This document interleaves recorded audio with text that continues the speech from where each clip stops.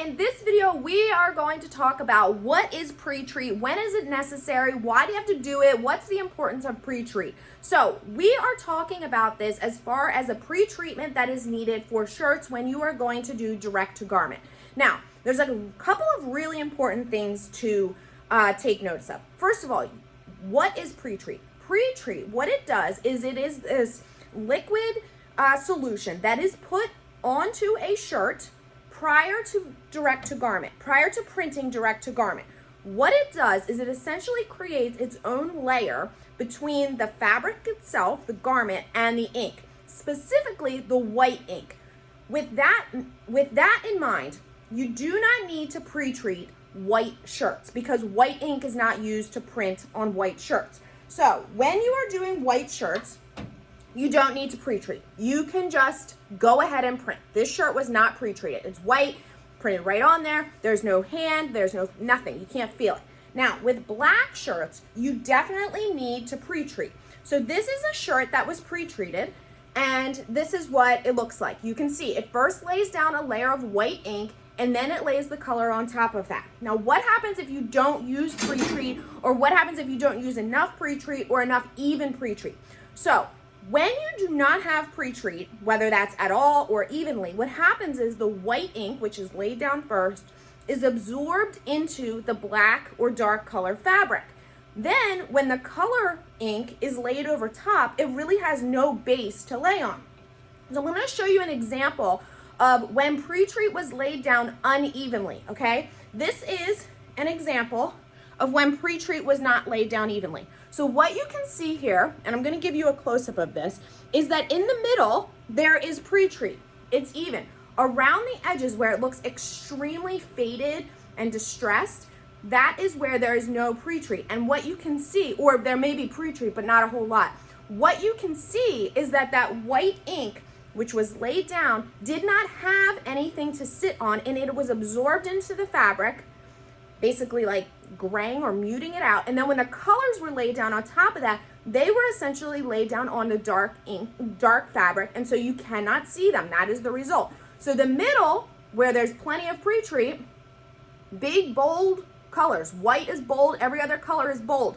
On the edges, where there was not enough pre-treat, this is the result. So how do you apply pre-treat? Well, there's a couple of different ways. One, you can buy shirts that are pre-treated, okay? So there's a couple of different places that you can buy them if you just look up direct-to-garment pre-treated shirts. Secondly, you can apply pre-treat yourself.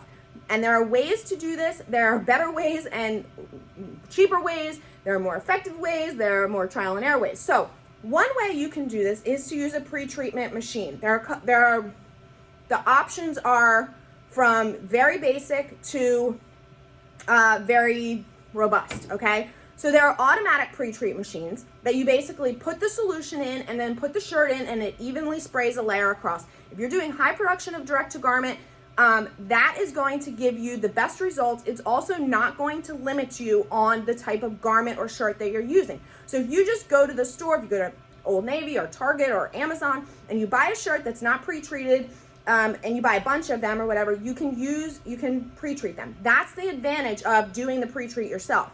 Because if you're looking for pre-treated shirts, you are going to be limited in color, style, probably neckline, different things like that. Okay, so just with that. Now, if you're a beginner and you're like, I'm not sure about direct to garment, I'm not sure if I want to pre-treat myself, I definitely don't want to invest in a big machine to do that.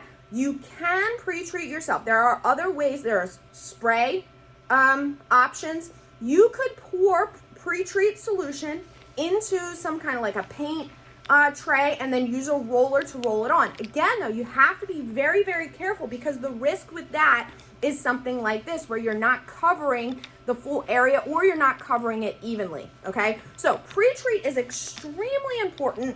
I'm going to, as I said, the couple of examples that I have here, effectively pre-treated, not effectively pre-treated, okay? Not pre-treated at all, and I will pre-treat this myself. And then again, white shirts not pre-treated, don't need to be pre-treated at all. However, you can, and you might see that if you pre-treat white shirts, you get bolder colors as well. Now, one thing to keep in mind, specifically if you have the Epson F2100. If you don't want to pre-treat, that's the advantage of the F2100, because you can just print onto direct to film instead of printing direct to garment. Direct to film transfers can be applied to any type of fabric, any color fabric, and they don't need to go onto shirts that are pre-treated. So you have a lot of options and flexibility with the F2100, and that is one of the big ones that you can just forget pre-treat altogether by creating transfers instead.